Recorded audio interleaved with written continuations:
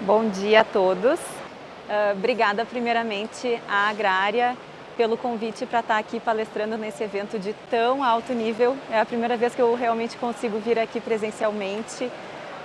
Então, muito obrigada por essa oportunidade. Obrigada, Vitória, também pela apresentação e pela pronúncia perfeita do meu nome, que não é um nome fácil. Para quem não me conhece, eu sou a Aline Barcelos Bernd, eu sou auditora fiscal do Ministério da Agricultura. Eu atuo na inspeção vegetal no Rio Grande do Sul desde 2014, principalmente na fiscalização de bebidas em geral, de vinhos e bebidas. E também agora, desde a unificação das duas áreas, eu tenho atuado também na qualidade vegetal, principalmente no azeite de oliva, principalmente ali no estado.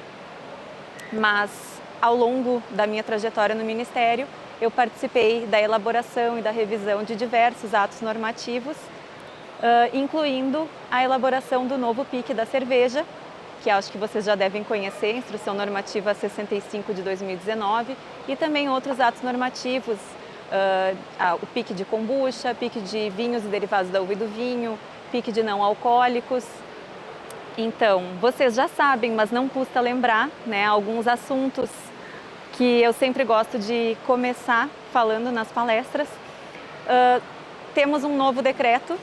Para quem trabalha na área, vocês já devem ter tido contato com o novo decreto que a gente chama de RISPOV, que é o Regulamento da Inspeção Vegetal, que unificou o regulamento de 3 leis que nós temos na área vegetal, que é a Lei do Vinho e Derivados da Uva e do Vinho, a Lei de Bebidas em Geral, que era antigamente regulamentada pelo Decreto 6871, e o regulamento também pelo RISPOV de toda a parte da qualidade vegetal, da classificação vegetal.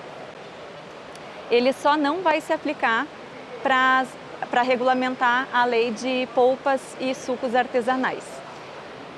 Também vou dar uma pincelada sobre o que é o cartilhão de bebidas, que para nós é a bíblia de bebidas.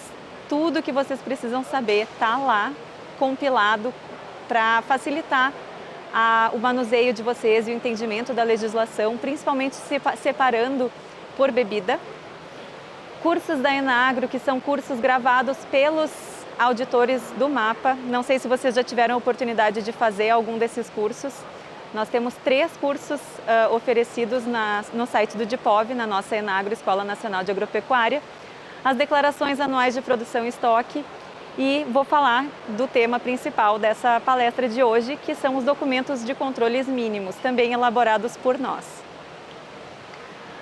Então, sobre o decreto 12.709, ele está em vigor, mas ele tem um prazo de adequação, para todo mundo que atua nessa área, todas as empresas, pessoas físicas e jurídicas que atuam na área da inspeção vegetal. Ele está em vigor, entrou em vigor na data da sua publicação, mas ele estabelece alguns prazos para adequação, Então, 730 dias, também conhecido como 2 anos, para as adequações de informações de registro das bebidas e também para rotulagem, principalmente quando se tratar de alterações de denominação. Sobre o cartilhão, vocês têm aqui o QR Code, até eu agradeço se vocês puderem testar se ele está funcionando, mas caso não esteja, o link de acesso direciona vocês para o site do DIPOV, do Departamento de Inspeção Vegetal, e eu recomendo fortemente, ali em vermelho, não salvar o PDF, nunca salvar esse PDF, porque assim como a legislação está sempre em atualização, o cartilhão também está para acompanhar essas alterações. Então, o link que eu recomendo que vocês acessem é sempre realmente o site da legislação, direto na página do DIPOV. E ali vocês vão ter um destaque em amarelo que vai dizer clique aqui, aí vocês sempre vão acessar a versão mais atualizada do cartilhão, tá? O cartilhão ainda está em atualização para atendimento do RISPOV, tá? Então, ainda utilizar com parcimônia. Mas como os PICs não foram alterados ainda vale o que está no cartilhão que está disponível. Sobre os cursos da Enagro, como eu comentei, nós temos 3 cursos disponíveis. Um curso que trata de registro, boas práticas de fabricação e rotulagem de vinhos, bebidas e derivados da uva e do vinho, e sucos e polpas artesanais, e vinagres e fermentados acéticos, e tudo que é considerado também bebida para fins de classificação no MAPA. O curso mais longo deles é o de registro, BPF e rotulagem, que tem 8 horas e meia de duração, que é nada, né? Mas é um curso bem introdutório que explica como usar o CIP-Agro, como registrar bebidas. Tem uma aula inteira sobre registro de cerveja no CIP-Agro, abordando todas as dúvidas principais. É a aula mais longa do curso e eu sei disso porque fui eu que gravei. Eu tive que cortar, ela tinha dado 1 hora e meia, dessas 8 horas e meia de curso, 1 hora e meia era cerveja, e aí a gente, não, vamos cortar. Então eu gravei praticamente um longa-metragem sobre registro de cerveja para vocês. A gente acabou enxugando bastante coisa, mas ela ainda assim está bem completa, trata de todas as dúvidas, todos os erros principais que a gente verifica. Por que eu reforço tanto isso? Porque quando a gente pega para auditar os registros, que agora são automáticos, né? Quem lembra da época que o registro era feito primeiro em papel, depois ele passou para o CIP-Agro, passou a ser analisado pelo CIP-Agro e agora é automático. Vocês apertam um botão e já sai o número do registro de vocês para colocar no rótulo do produto, né? Só que então, toda a responsabilidade sobre todas as informações que estão inseridas ali dentro é de vocês que estão declarando. Inclusive tem uma declaração lá na última aba, antes de vocês conseguirem registrar, tem essa declaração que vocês têm que clicar, que diz que vocês conhecem a legislação, que aquele produto atende a legislação. Tem um link ali que direciona também para o cartilhão para vocês solucionarem dúvidas antes de concluir o registro, né? Tudo isso para dizer que a gente ainda assim verifica muitos erros nos registros.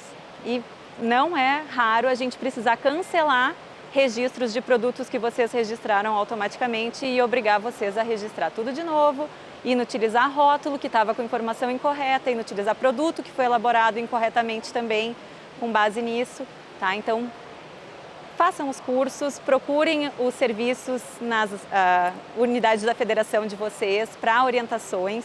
Qualquer dúvida, sempre estamos à disposição. Sobre as declarações anuais, e só para complementar então os outros cursos, né? Eu falei muito do de registro, mas a gente também tem cursos sobre importação e exportação de bebidas, tá? Sobre os certificados para exportação, principalmente para quem tiver interesse nessa área. Sobre as declarações, agora elas não são mais recebidas em papel nem por e-mail, né? O único canal aceito é pelo serviço oferecido por meio do Gov.br, no portal de serviços do governo federal. Esse serviço voltou ao ar na semana passada, então o prazo ficou estendido até, se eu não me engano, 23 ou 24 de abril agora. Então quem ainda não declarou tem a última chance, mas lembrando que o prazo oficial, original, era até 31 de janeiro, mas ainda serão aceitas dentro do prazo que foi reestabelecido. Boas práticas de fabricação, que a gente sempre foca, né, nas nossas inspeções, na nossa atividade. Vocês estão cansados de saber, eu brinco que vocês estão literalmente carecas de saber, que boas práticas de fabricação servem para quê? Basicamente evitar a ocorrência de perigos físicos, químicos e biológicos, basicamente evitar que a gente acabe ingerindo substâncias ou contaminantes que não poderiam estar em nenhum alimento, né, e também não podem estar na cerveja, para evitar que a gente tenha que inutilizar produto, interditar a fábrica de vocês, e evitar sanções, inclusive maiores, né? A gente teve, infelizmente, em cervejarias, um caso histórico no Brasil. E aqui o lema que se eu tivesse que terminar essa palestra hoje, eu queria que vocês levassem essa frase para vocês, né? De viver todos os dias como se fosse dia de inspeção do mapa. Eu sempre digo que não é dia de visita do mapa, porque quem faz visita é vendedora da Avon, a gente faz inspeção, né? São ações de controle oficial, a gente faz fiscalização, a gente faz inspeção, a gente faz coleta de amostras. E aí, o que a gente vai olhar? Além das instalações de vocês e de todos os equipamentos e da verificação toda no local, a gente vai olhar também os documentos de controles, que é o foco principal da nossa palestra de hoje. Esses documentos estão disponíveis nesse QR Code. Eu peço a gentileza de vocês salvarem uma cópia, né? Eu tenho também uma cópia de segurança por se alguém tentar fazer alguma modificação nesses documentos. Mas eu sugiro que vocês salvem e façam as adaptações desses documentos conforme a necessidade de vocês. Eu vou abrir aqui no computador para vocês verem como é que ele está estruturado. Então, esses documentos de controle são os que a gente usa como controles mínimos necessários para todas as empresas de bebidas, tá? Então, vocês vão ver que é uma planilha que tem diversas pastas aqui embaixo, né? Ou uma pasta com diversas planilhas, na verdade. E aqui vocês têm o primeiro deles, que é a lista mestra de documentos de controle. E aqui nessa lista, vocês vão ter todos os controles que o Ministério vai verificar nas ações e que vão possivelmente ser oficializados, tá? Esses controles ainda não são oficiais. Nós temos uma portaria de controles mínimos que passou por consulta pública no ano passado e que vai ainda passar por revisão das contribuições que vieram nessa consulta pública e ainda possivelmente passar por uma audiência pública, outras consultas adicionais antes de ser oficializado. Mas a gente recomenda quem puder começar já a utilizar e quem tiver interesse em melhorar os seus controles, porque eu acho que isso sempre pode melhorar, é uma das maiores deficiências que a gente verifica nas nossas inspeções, e inclusive o José antes falou que ele visita às vezes algumas cervejarias que não controlam nem temperatura de fermentação, né? Que às vezes até o manômetro está sem ponteira. Então, aqui a gente tem os controles que a gente vai sempre verificar nas nossas inspeções, que são relatórios de auditoria interna, lista de presença de treinamentos, controle de pragas, controle de potabilidade de água, controle de aferição e calibração de equipamentos, instrumentos de controle, registro de manutenções preventivas e corretivas, controles de temperatura de câmaras térmicas, de temperatura e umidade em seções que precisem, né, desse tipo de controle, por exemplo, sala de malte. Normalmente a gente vai precisar de um controle de temperatura e umidade, controle de temperatura das câmaras frias, controle de sistema de refrigeração, né? Se vocês têm um banco de frio, como é que vocês fazem o controle daquele fluido, qual é o fluido, a temperatura. Controles de limpeza das instalações, dos equipamentos, controles de sanitização de recipientes retornáveis, incluindo barris, garrafas, recebimento de insumos, qualidade. E nós temos uma planilha específica para controle de produção de cada cadeia produtiva. Então, a gente tem uma planilha dessas que é controle de produção de bebidas por mistura, por exemplo, né, que podem ser néctares, podem ser refrescos, refrigerantes. E nós temos uma específica para cerveja, para vocês fazerem um acompanhamento completo de todas as etapas do processo produtivo de vocês. E ela é composta aqui, então, controle de insumos, controle de moagem, controle de mosturação das rampas, teste de iodo, lavagem de bagaço, fervura, adição de fermento, adição de outros ingredientes a frio, acompanhamento de fermentação, controle diário da fermentação. Tudo isso vai ficar organizado aqui nessas planilhas. Então, voltando aqui.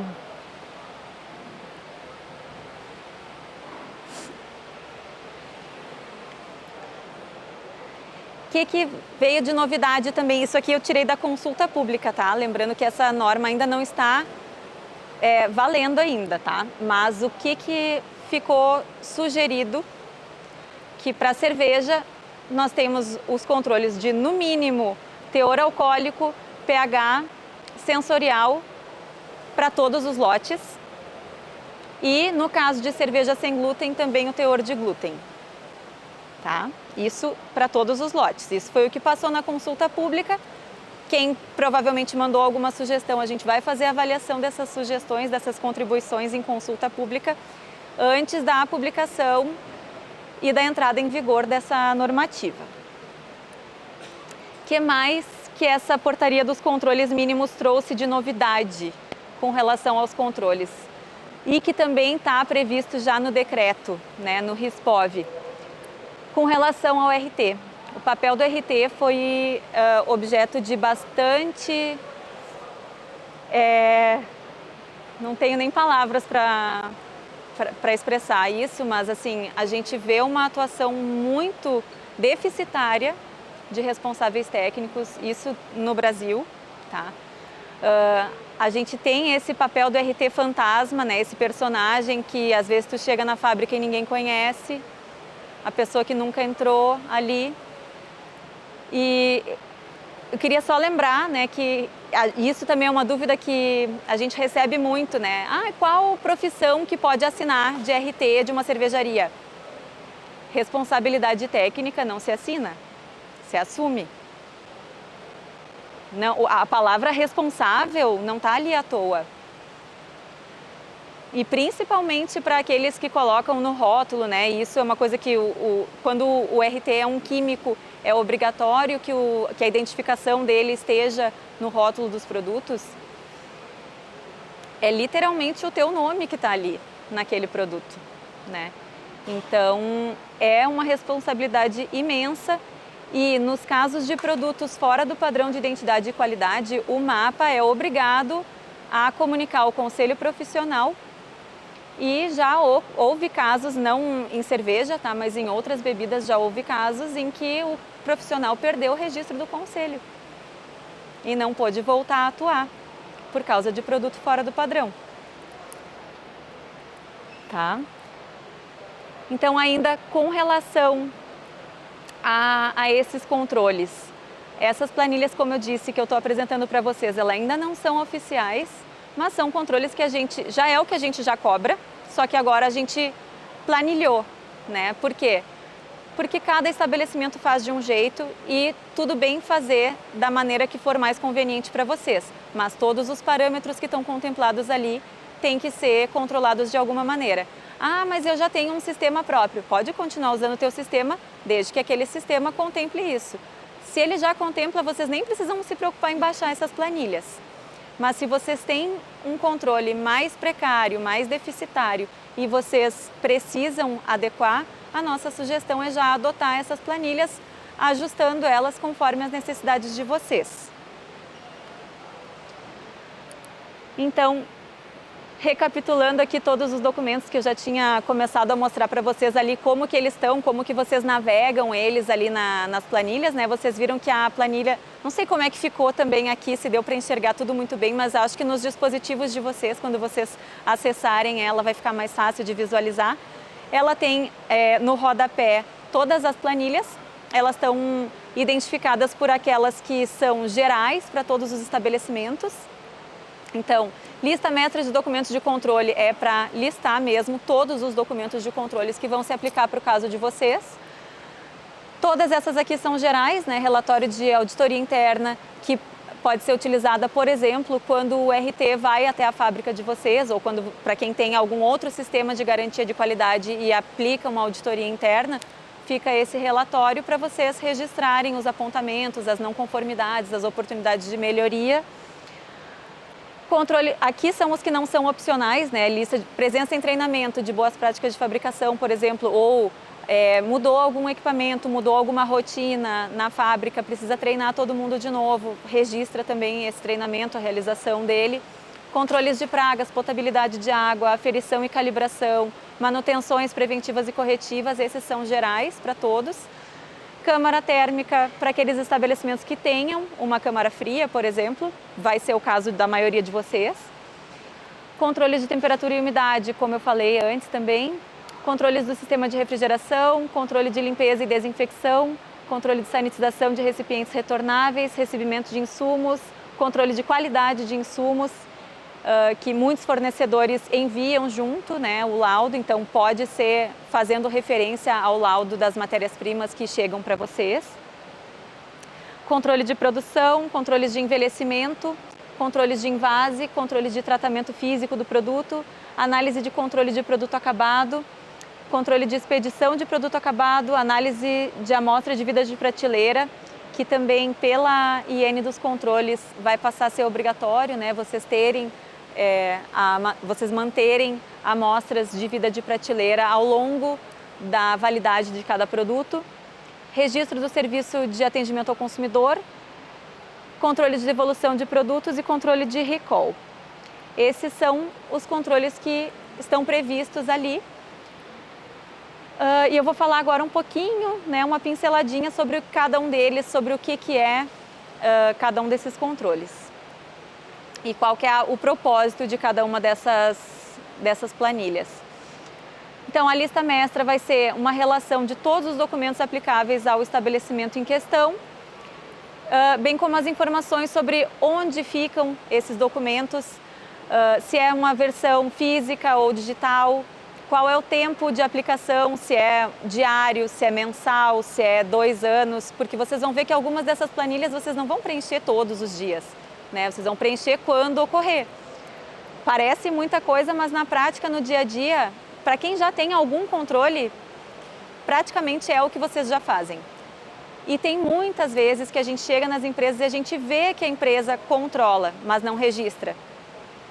Pior ainda é quando ela registra sem ter controlado, né? Mas tudo que é controlado, tudo que é feito tem que ser documentado, porque a gente não está no dia a dia nas fábricas de vocês. Vocês mesmos não estão no dia a dia. Hoje vocês estão aqui. Quem que está na fábrica de vocês? Como é que vocês vão saber depois o que foi feito na ausência de vocês? Né? Então, esses registros desses documentos, eles são muito importantes. E a gente tem priorizado cada vez mais versões digitais, né? Cópias digitais, porque cópia física se perde. Eu não sei quantos cervejeiros de Porto Alegre tem aqui, ou do interior do Rio Grande do Sul tem aqui. Mas para quem não acompanhou muito de perto, em 2024 teve empresa que perdeu tudo, né? Inclusive todos os documentos de controle que tinha. Papelzinho colado do lado de fora do tanque. Até o tanque se perdeu, né? Até a câmara fria ficou boiando na água da enchente. Então, o papel é a primeira coisa que perde. Então, cada vez mais dá prioridade para versões físicas. Então, essa planilha vem bem em boa hora por causa disso, né? Então, para definir o tempo de aplicação de cada um, vocês têm aqui nessa lista mestra, tudo que está em vermelho são os campos editáveis, conforme a necessidade ou a viabilidade de vocês. E a aplicabilidade está destacada ali naquela coluna, né? Então, por exemplo, controle de calibração e aferição vai se aplicar para todos os instrumentos de medidas, para todos os equipamentos que vocês tenham que passem por aferições e calibrações periódicas. Então, tudo isso está definido já nessa lista mestra e está definida também a responsabilidade da coleta dos dados. Então, em algum caso vai ser o responsável pelo setor, vocês vão identificar quem é o responsável pelo setor. O que for responsável técnico é o responsável técnico. Se tiver mais do que um, a empresa identifica quem é o responsável ali. E aí, para cada uma dessas planilhas, a gente tem a nota de rodapé com todos os índices, com todos os indicativos. Vocês vão identificar também o local de guarda do documento, se é uma pasta virtual, qual é o caminho dessa pasta virtual, onde é que ela está salva, se é numa nuvem. Tá? Também a gente recomenda que seja em nuvem, porque da mesma forma que perde papel, perde computador, às vezes a gente vai nas fiscalizações e a gente escuta muito assim, isso aí está com o RT. Tá, mas né, é para estar na fábrica, porque a gente não vai fiscalizar o RT. Agora, o RISCOV também prevê, inclusive, autuações para responsáveis técnicos. Mas os documentos de controle, eles são da empresa, são da fábrica que está controlando, que está produzindo, né? Então, eles têm que ficar à disposição da fiscalização ali. Inclusive, à disposição da própria empresa, não só da fiscalização, né? Relatórios de auditoria interna, né? Eu já comentei um pouco, pode ser geralmente realizado pelo próprio RT nas visitas rotineiras que ele faça, supondo que ele faça essas visitas rotineiras. Também ali para descrição das não conformidades, ações corretivas a serem adotadas, o prazo para adoção. E isso aqui, inclusive, serve, porque agora o novo decreto RISCOV prevê autuações para RT que estejam atuando de maneira insatisfatória. Isso aqui, inclusive, permite que o RT se defenda dessas autuações, eventualmente. Né? Porque o RT pode apontar, não, eu deixei ali um relatório de auditoria interna apontando essa não conformidade e a empresa não tomou as ações corretivas que estavam previstas ali. Né? Então, Tudo isso é para resguardar, porque tudo é uma relação de confiança, né, da empresa com o RT e vice-versa. É uma via de mão dupla para todo mundo. Porque da mesma forma que a empresa pode e deve cobrar do responsável técnico uma atuação responsável, adequada, uma presença ali, o RT também pode e deve cobrar que a empresa tome as ações corretivas que sejam apontadas por ele, que ele está indicando que a empresa precisa corrigir. Tá? Lista de presença em treinamento, né? Guardar sempre à disposição, inclusive para a própria empresa saber, na ocasião de contratação de um novo colaborador, ele precisa passar por um treinamento, não pode, né, entrar e sair já pilotando sem ter sido treinado antes. Pode ser uma reciclagem anual, pode ser no caso de mudança de legislação, no caso de mudança de equipamento, mudança de algum processo. Então a gente tem para anotação do nome do participante, número de identificação, se houver, né, se vocês têm uma matrícula, se são muitos funcionários e vocês têm essa identificação, cargo ou função dele da empresa e a assinatura do participante. E lá no cabeçalho vocês destacam qual era o assunto objetivo, quem foi o palestrante instrutor, a carga horária desse treinamento. Controles de pragas e controle de potabilidade de água. Bom, controle de pragas não é obrigatório que seja uma empresa contratada, é possível que a empresa faça o seu próprio controle de pragas, mas tudo isso tem que ser registrado, quem é que faz, o que é feito, qual é o monitoramento feito. Não só controle de pragas não é só aplicar veneno, né? Porque tu pode perfeitamente aplicar veneno e continuar tendo problemas na fábrica, isso a gente vê muito.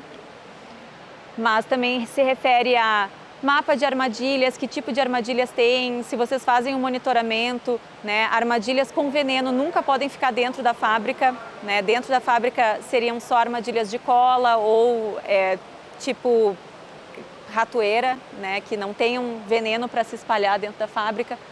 Controle de potabilidade de água. Controlar a potabilidade de água é muito diferente de monitorar, né? Tem gente que confunde laudo analítico de potabilidade de água com controle, não é. O laudo, a análise da água é uma etapa de um controle de potabilidade, porque não adianta de nada tu receber um laudo, enfiar numa gaveta e nem olhar que a tua água tinha coliformes, por exemplo. Não riam, acontece mais do que vocês pensam. Tá? Mas aí tu recebeu um laudo que diz que a tua água tem coliformes, o que tu faz? Tudo isso tem que estar descrito no teu controle de potabilidade da água, né? E aqui a gente inclui também lavagem de caixa d'água, limpeza de caixa d'água. Quem faz também não precisa ser uma empresa contratada. Eu prefiro contratar. Então anota ali qual é a empresa, registra a nota fiscal ou o relatório de execução daquele serviço. Mas se for feito por alguém da empresa, também vai anotar qual foi a dosagem do produto utilizado, o tempo de contato, o que tu fez depois para enxaguar, como é que tu analisou o resíduo, tudo isso fica registrado nesse controle. Com relação às coletas, se elas são anuais ou semestrais, no mínimo semestrais, né? A água é insumo de vocês não usam água só para limpar equipamento, por exemplo, vocês usam água no produto de vocês. No caso de cervejarias que precisam fazer a decloração da água, também entra aqui nesse controle a substituição dos filtros decloradores, né? Porque senão ele acaba se tornando também uma potencial fonte de contaminação para vocês. Está aqui também o controle de substituição de filtros. Atualização da norma de potabilidade de água, agora já faz algum tempo, é a portaria 888 de 2021. Isso normalmente os laudos para quem faz a análise fora já vem identificado com a portaria correta.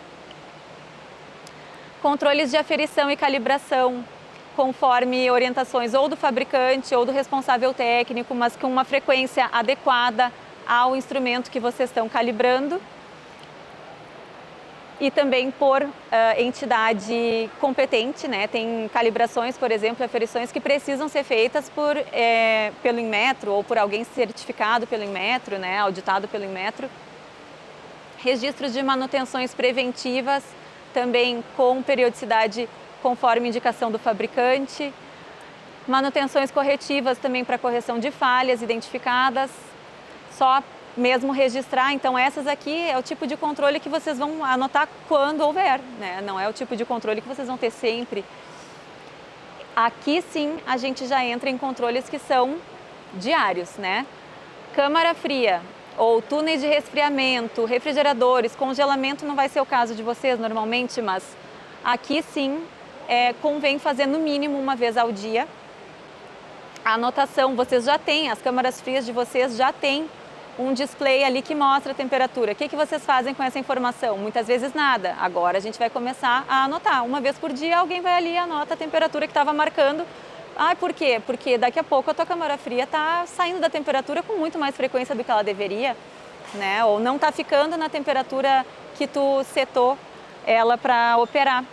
Isso pode ser um ponto de problema no teu processo.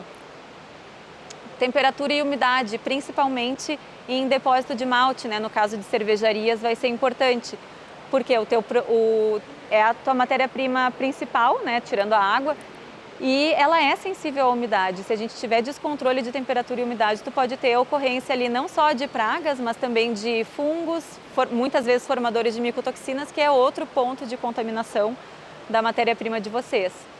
Então também, diariamente, registrar no mínimo uma vez ao dia, e principalmente nos lugares que tiver mais umidade, né, como é aqui, como é no sul, a gente tem bastante problema de mofo, de formação de bolores. Isso aqui pode indicar para vocês que vocês precisam ter um desumidificador na sala de malte de vocês, né? Controle do sistema de refrigeração, a gente já viu qual é a importância desse controle, né? Então, ali também não precisaria ser diário, mas convém que seja. Controlar o nível do reservatório, até para vocês poderem identificar algum vazamento, né? Aqui tudo vocês vão descrever qual é a medida corretiva, qual é a medida preventiva também, como é que vocês fazem para identificar vazamentos nesse reservatório. Controles de limpeza e desinfecção, aqui é um para cada ambiente, para cada equipamento, para cada sistema, cada um vai ter o seu. Também todas as vezes que for necessário. Controle de sanitização de recipientes retornáveis, obviamente só se aplica a recipientes retornáveis, né? Não é o caso de embalagens descartáveis, então não se aplica, por exemplo, para barris de polímeros, né? Que eles são descartáveis por definição. Então vai se aplicar, por exemplo, para garrafas retornáveis, para barris de inox, por exemplo, que possam sim ser reutilizados. Recebimento de insumos, vocês vão registrar também os fornecedores de vocês, quais são as matérias-primas, e isso é tudo que entra, né? Insumo não é só ingrediente, insumo se refere também a embalagens, também a aditivos, coadjuvantes de tecnologia.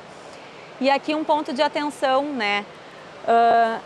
Às vezes tem empresas que compram de fornecedores que não têm lote, não tem validade, né? Tudo que entra na fábrica de vocês tem que ter uma mínima rastreabilidade, para vocês poderem ter essa rastreabilidade também, no caso de alguma falha, de algum problema no produto acabado de vocês. Então é fundamental vocês conhecerem a composição e a ficha técnica de todos os ingredientes que vocês usam, exceto quando a gente está falando de ingredientes in natura, né? Vocês compram fruta, compram chás, compram qualquer coisa para adicionar na cerveja, aí vocês também têm que ter algum cadastro daquele fornecedor, porque ele também tem que ter lote e rastreabilidade daquelas matérias-primas. Mas conhecer a ficha técnica dos ingredientes que vocês usam, né? Hoje em dia a gente tem visto muito problema de usar, por exemplo, terpenos de composição desconhecida. Terpeno não é ingrediente, terpeno é uma substância que estão presentes em várias espécies vegetais, várias espécies botânicas e que vão ter composições variadas. Quando a gente está falando de um ingrediente, de uma matéria-prima para uma bebida, tu tem que saber quais foram as espécies botânicas utilizadas na obtenção daquele extrato, né? Então não existe pozinho de pirlim-pim-pim para botar em cerveja, por isso que está a fada sininho ali, porque vocês têm que saber o que é que vocês estão colocando. inclusive para poder fazer o enquadramento correto do produto de vocês, porque dependendo da composição daquele ingrediente, o produto de vocês não vai ser uma cerveja, porque ele pode ter ali aditivos, pode ter qualquer substância que não seja permitida em cerveja. Então vocês têm sim que conhecer, e também para permitir uma rotulagem correta, para evitar a presença de aditivos que não são permitidos em cerveja, para permitir que vocês façam as advertências corretas no rótulo de vocês, inclusive com relação à presença de alergênicos e de aditivos. Já teve caso, por exemplo, de alguma empresa que estava usando um extrato de beterraba, normal e corrente, para colocar adicionar cor na cerveja. Não teria problema nenhum, se aquele extrato de beterraba não dissesse que ele pode conter crustáceos. E aí a cerveja tem que ser rotulada, pode usar, só que tem que rotular que pode conter crustáceos, lá na advertência de alergênicos. Tá? Além do contém derivados de cevada, pode conter trigo, centeio e aveia e crustáceos. Né? Isso pode, mas vocês têm que saber, porque se vocês não tiverem essa informação, vocês não vão poder rotular o produto de vocês adequadamente. Além dos riscos de contaminação cruzada, né? Risco microbiológico, risco de introdução de outros alergênicos, ou numa fábrica que opera sem glúten, pode ter risco de introdução de glúten também. Para as empresas que usam sucos ou qualquer derivado de fruta, ter certeza que o produto que vocês estão usando é suco e não um preparado líquido para refresco. Pode consumir preparado líquido para refresco? Pode, mas ele serve para quê? Para fazer refresco, não para fazer suco e nem para fazer cerveja, porque ele pode ter, na composição do refresco, são admitidos vários aditivos, vários corantes, vários antioxidantes que não são permitidos em cerveja. Então, quando vocês adquirem uma matéria-prima, tenham certeza, e já teve empresa de cervejaria que foi autuada porque tinha na cerveja dele um corante que não é permitido em cerveja. Por quê? Porque ele usou um preparado líquido para refresco, em vez de usar um suco. Só que ele achava que ele estava comprando suco. Então, tudo que vocês estão fazendo na elaboração de um produto de vocês é um alimento, vai ser ingerido por pessoas e as pessoas precisam saber o que é que elas estão ingerindo. Vocês precisam conhecer a composição do ingrediente de vocês para poder informar corretamente a composição do produto de vocês, tá? Então, tudo isso fica registrado aonde? Na ficha de recebimento de insumos, né? A data de entrada, qual era o insumo, número da nota fiscal, quem era o fornecedor, a marca, quantidade, unidade, número do lote do fabricante e se vocês geram algum lote interno, também o número desse lote interno, a validade daquele produto e quem foi o responsável pelo recebimento daquele insumo. E insumo é tudo, ingrediente, coadjuvante, tecnologia, inclusive sais, aditivos, embalagens, rótulos, tampas, qualquer substância para uso em líquido refrigerante, produtos de limpeza e sanitização, tudo isso são insumos, tá? Tudo isso fica registrado aqui. Controle de qualidade de insumos. Se vocês, né, se a empresa de vocês faz o próprio controle também, isso fica registrado, ou se veio o laudo do fabricante, anota o número do laudo do fabricante e registra ele, guarda ele junto com esse documento, né, para que eles fiquem vinculados. Controles de produção, aqui a gente tem planilha específica para cerveja. Para o produto, para quem faz produtos que não são cerveja, pode usar também essas planilhas de produção que a gente tem. Né? No caso de cerveja, aqui, como eu mostrei para vocês, a gente tem o acompanhamento de tudo. Então, insumos, todos aqueles insumos que eu falei, inclusive ingredientes, aditivos, sais, coadjuvante, tecnologia, tudo anotado, qual era o insumo, a quantidade, fornecedor, lote, validade. Ai, por quê? Porque já teve cervejaria que a gente foi fiscalizar que estava usando lúpulo vencido. Por isso que a validade tem que estar anotada ali, porque se a pessoa tem que anotar a validade, ela vai no mínimo olhar a validade na embalagem e ela vai ver que está vencido e aí ela não vai usar, né? Isso se já teve algum descontrole lá no armazenamento da matéria-prima, porque não era nem para estar armazenado mais se está vencido, tá? Então, todos os controles ao longo do processo de produção da cerveja.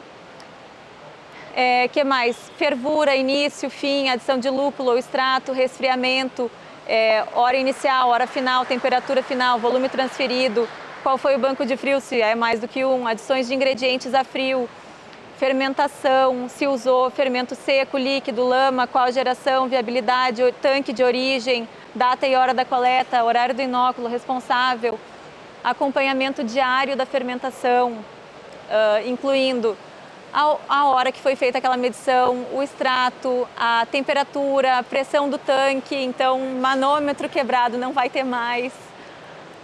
Status, se estava conforme ou não conforme a cada dia que isso foi controlado. Controle diário da maturação, a mesma coisa. Se houve centrifugação, filtração, microfiltração, a data, a hora de início e de fim de cada uma dessas etapas. Análise de produto acabado, sensorial, aspectos físicos ou físico-químicos e conclusão, sempre se ele foi aprovado, reprovado e o responsável por essa aprovação e reprovação. Tudo isso registrado, tá? Controles de invase de cada lote produzido, hora de início e de fim, número da envasadora, supondo que tenha mais do que uma, mas se não tiver não tem problema. Lote final após o invase, para quem faz diferença, né? Porque quem define o lote é a própria empresa, né? Não somos nós. Então vocês é que definem se o lote é o tanque, é o dia do invase, é o dia da produção, tudo isso é com vocês. Análises de produto pós-invase, aí vocês podem anotar os parâmetros que forem convenientes para vocês. Controle de tratamento físico de produto, então se é uma pasteurização, um tratamento físico, controles de análise de produto acabado, também conforme a portaria, conforme o PIC do produto. Controles de expedição de produto acabado, registrar as movimentações, comercialização de cada lote. Isso aqui é mais para controle de vocês e principalmente para poder permitir um recall em caso de necessidade. Controles de análise de amostra de vida de prateleira, então, num caso de um saque, por exemplo, né, vocês podem ter que acionar e fazer uso dessas amostras de vida de prateleira que vocês tenham. Registro de serviço de atendimento ao consumidor, então, qual foi a queixa, qual foi o tratamento dado, qual foi o meio de comunicação, controle de devolução de produtos, no caso de retorno de qualquer produto que seja, qual é o tratamento dado para isso. O mapa sempre pede para vocês terem uma área para produtos devolutos, né? São esses aqui. Qualquer coisa que está retornando para vocês tem que ser dado um destino adequado. Vai ser um descarte, vai ser uma alteração de rotulagem, de embalagem, o que vocês vão fazer com aquilo, tudo isso registrado. Controle de recall. Por quê? Porque agora, e vocês devem ter percebido, o RISPOV ele foca muito em rastreabilidade, né? Vocês têm que ter uma rastreabilidade completa da cadeia, desde o produtor até o consumidor e vice-versa. Então, aqui também controle de recall, qual foi o lote, qual foi o problema, qual foi o volume que vocês conseguiram recuperar. E era isso que eu tinha para apresentar para vocês hoje. Eu fico à disposição para perguntas. Eu dei uma acelerada agora no final para poder oportunizar perguntas de vocês, porque eu sei que devem ser muitas. Obrigada pela atenção. Bom, eu tenho duas perguntas e um breve desabafo. Bom, eu sou de uma cervejaria bem pequena, tá? E eu noto que às vezes o fiscal, ele nos trata como uma grande cervejaria. Eu sei sim que é um alimento, é importante que todos se adequem, né? Mas tem algumas coisas que talvez poderiam ser minimizadas numa cervejaria muito pequena. Um exemplo deles é a sala de invase. O mapa exige que a gente tenha uma sala de invase e, pelo menos na visão do fiscal que nos fiscaliza, ele acha que é muito mais seguro eu pegar uma mangueira comprida, levar até uma sala de invase e invasar o barril lá dentro da sala de invase do que ao pé do tanque. Eu, sinceramente, eu não acho mais seguro. Eu acho que você aumenta as possibilidades de contaminação, enfim. E eu queria saber de você se realmente isso é aplicável em todas as cervejarias. A outra pergunta é com relação às análises de água. Hoje a gente usa a água da Sanepar, aqui do Paraná. E essas análises da Sanepar estão aí disponíveis para consulta. E aqui no Paraná, esse fiscal que nos atende, ele nos obriga a cada 6 meses fazer essa de potabilidade, né? Além das que a gente já faz, que é pós-filtro, para saber quais são os sais que estão na água, enfim. Isso está correto? Está correto, porque a concessionária de água, o fornecedor de água do município, da rede pública, eles garantem a qualidade da água distribuída na rede, até o teu hidrômetro. Então, eles não têm como garantir a qualidade da água no ponto de uso. Porque se tu tem uma caixa d'água que tu não limpa nunca, por exemplo... Não, é o teu caso, mas eu estou falando genericamente. Se eu tenho, para usar o meu próprio exemplo, se eu tenho na minha casa uma caixa d'água que eu não limpo nunca e tem uma contaminação ali por pseudomonas, eu vou ter uma água na minha casa que não vai estar potável e que não é culpa do DEMAI, né? Ou da Corsan, ou de qual for a concessionária de água.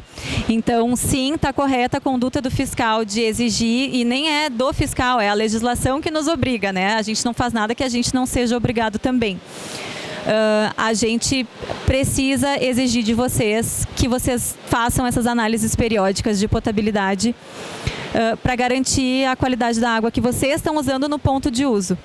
E, de preferência, fazer a limpeza também periódica do reservatório, né, de água potável. E a manutenção, porque manutenção inclusive de tubulação. Às vezes uma água não potável pode ser indicativo de uma contaminação ambiental, né? Se tu tem um cano furado, pode estar contaminando por ali. A outra parte da tua pergunta era com relação ao invase. No caso é que isso é muito também caso a caso. Porque depende um pouco do porte da empresa, depende do controle da adega. Numa adega limpa, numa adega em ambiente controlado, eu concordo contigo que o risco fica menor do que tu trasfegar todo esse produto até lá uma sala de invase fechada, que muitas vezes também vai acabar ficando um ambiente mais abafado. Então, essa análise, no caso de barris, a gente acaba fazendo caso a caso. No caso de embalagens menores, latas, aí sim a gente acaba pedindo, lata, garrafa, a gente acaba pedindo sim o invase fechado. Mas ali no barril, como é um circuito fechado, né, a gente exige sim que a limpeza do barril não seja feita ao lado do tanque, né, não seja feita numa área própria para isso. Mas o invase, a depender das condições da empresa, sim. E também de não ter muitas operações concorrentes acontecendo ao mesmo tempo, né? Obrigado. Acho que temos tempo para mais uma pergunta. Eu, por mim, eu fico respondendo, tá? Não sei se vocês estão com pressa para almoçar. Estou aproveitando o confessionário aqui. É uma pergunta um pouco mais técnica das fichas de controle que você mostrou pra gente, tá? Eu notei algumas coisas, que era a questão do controle de temperatura e umidade, você colocou como diário, de preferência, mas pela ficha que você mostrou, ele mostra como se fosse analisada 2 vezes por dia. Então, são 2 vezes por dia a análise mesmo, não é isso? Isso. Não é análise, né? O cheque, passa né? do lado da câmara fria. Deixa eu anotar aqui. É alguém que tenha que anotar isso 2 vezes ao dia. Entendi, fechado. E as outras 2 coisas que eu coloquei aqui foi em relação a controle de sanitização de embalagem retornável. No caso do barril, é mais fácil para as cervejarias, porque você vai lá, chegou o barril retornável do final de semana, vou lavar 50 barris, 60 barris, você faz a ficha e vai fazendo lá. No caso de um invase retornável, é para cada lote de invase, eu tenho que ter uma ficha de sanitização de embalagem retornável associada, ou para cada lote que retorna na minha cervejaria eu tenho que ter esse controle. Porque quando você fala de garrafa retornável, ela é lavada no momento do invase e não quando você recebe ele. Então, um pouco diferente. Como é que a gente adequaria isso? Tu lava todas as tuas garrafas retornáveis só na hora que tu vai utilizar? É prática comum de cervejaria isso. Você tem uma lavadora de garrafa que ela só vai lavar as garrafas na hora em que você vai envasar a sua cerveja. Mas aí aquela embalagem retornou para ti, ficou muitas vezes com o produto dentro, gerando bolor ali. Você tem uma etapa em que você checa se tem alguma coisa dentro dela ainda. Se tiver alguma coisa dentro dela ainda, aí você faz meio que um descarte. Só que a lavagem mesmo só acontece na hora do invase. Então talvez o problema esteja aí. Porque a lavagem, idealmente, ela seria feita já quando tu tem o recebimento de um lote, tu já faz a lavagem dele e já deixa as garrafas em condição apropriada para tu fazer no máximo uma rinçagem prévia ao invase, isso sim. Como tu faria com uma garrafa nova. É porque assim, grandes cervejarias hoje fazem desse jeito também. Recebe e assim, fica no parque de vasilhame e depois de 4, 5, 6 dias é que vai fazer a lavagem na hora que invasa. Então é uma coisa que tem que ser adequada a nível nacional. É uma coisa muito maior pra gente discutir, então.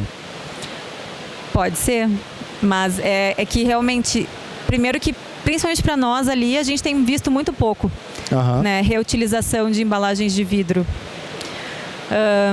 Mas eu não tenho certeza sobre esse dado, tá? Quantos dias elas ficam esperando. E também ali são dias, né? Não sei quanto tempo seria no teu caso, mas o ideal seria no mínimo fazer um enxágue delas para ter certeza que não vai ficar, inclusive atraindo pragas, né? Vetores e pragas urbanas. Eu acho que é um ponto assim, talvez para levantar a discussão. Pode ser um ponto para padronização. Principalmente grandes cervejarias, no caso que eu já vi, normalmente são 2 ou 3 dias para fazer a lavagem. Sim. Mas grandes cervejarias, o parque de vasilhame às vezes passa uma semana esperando para ser lavado. Então acaba que vai ter um impacto grande nisso aí também. Sim. Vamos averiguar. Posso? Pode. Bom dia, Lili. Bom dia. Maurício, responsável técnico de algumas cervejarias, não sou proprietário de estabelecimento.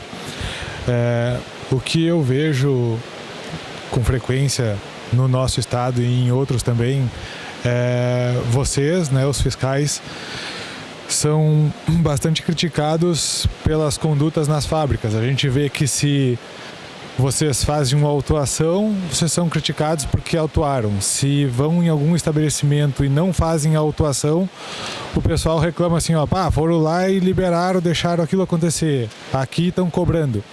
Então, fora toda a legislação nova, né, que independente do que cada um gosta ou acha, são coisas que a gente tem que cumprir.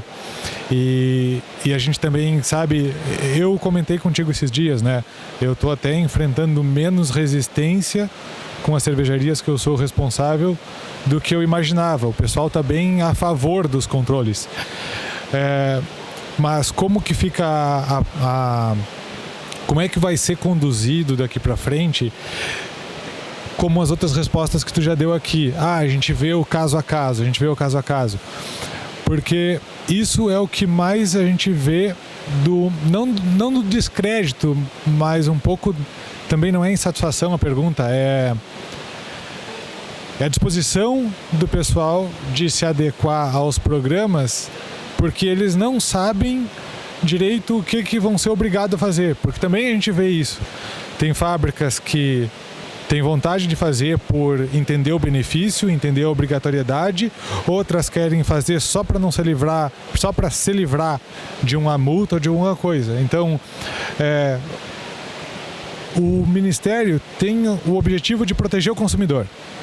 O nosso objetivo é entregar um produto saudável e adequado. Dentro disso, qual é o foco do Ministério? E daí também, como o colega aqui do lado, uma pergunta técnica. A gente vê várias coisas e eu fico buscando na legislação para responder para os meus clientes coisas específicas. A gente tem um controle de umidade, de temperatura. Que daí, na verdade, nesse caso, nem é um controle, é um monitoramento. Porque a gente não tem uma faixa específica.